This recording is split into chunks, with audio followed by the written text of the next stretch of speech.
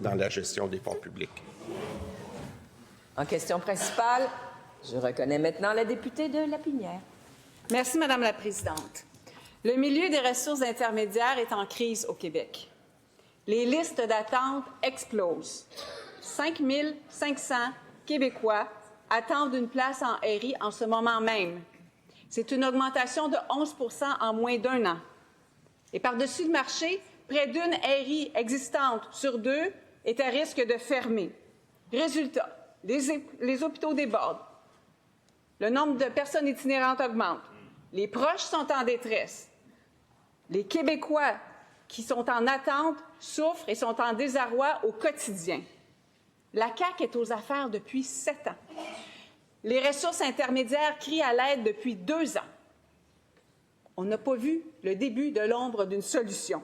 Ça devient de l'insouciance. Comment la CAQ peut-elle laisser la situation se dégrader à ce point-là? La réponse du ministre responsable des services sociaux.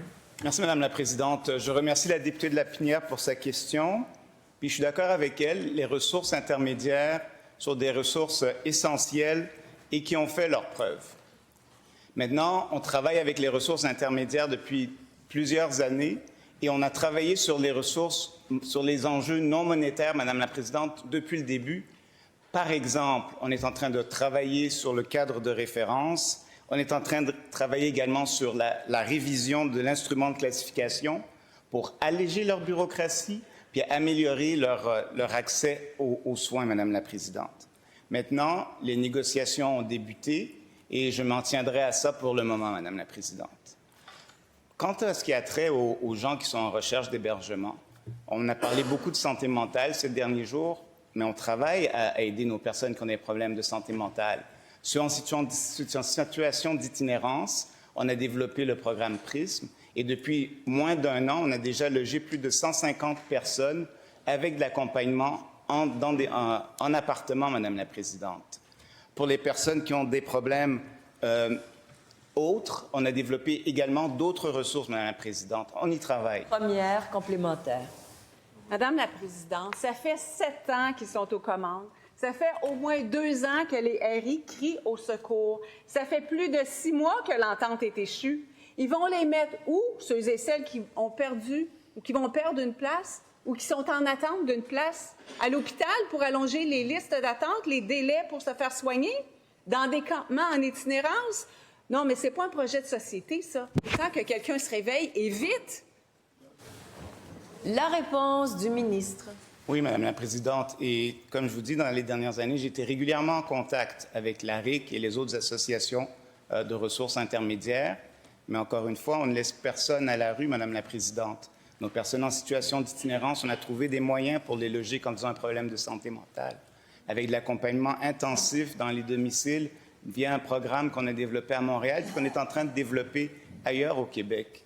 Pour les personnes avec des problèmes en santé mentale qui demeurent à l'hôpital, avec la ministre de l'Habitation, on a développé un programme pour ceux qui n'ont plus besoin de soins en hospitalier, pour leur donner des programmes de supplément au loyer et les loger avec le soutien des équipes CIV-SIM en communauté, Madame la Présidente. On trouve des solutions. Deuxième complémentaire. Les aînés et les autres personnes vulnérables ne sont pas dans les 4 priorités du premier ministre, mais la CAQ peut-elle quand même regarder son bilan en pleine face? 5 500 personnes attendent maintenant une place en RI. 3 600 aînés attendent maintenant une place en CHSLD. Ça fait plus de 9 000 Québécois qui n'ont pas le milieu d'hébergement dont ils ont besoin.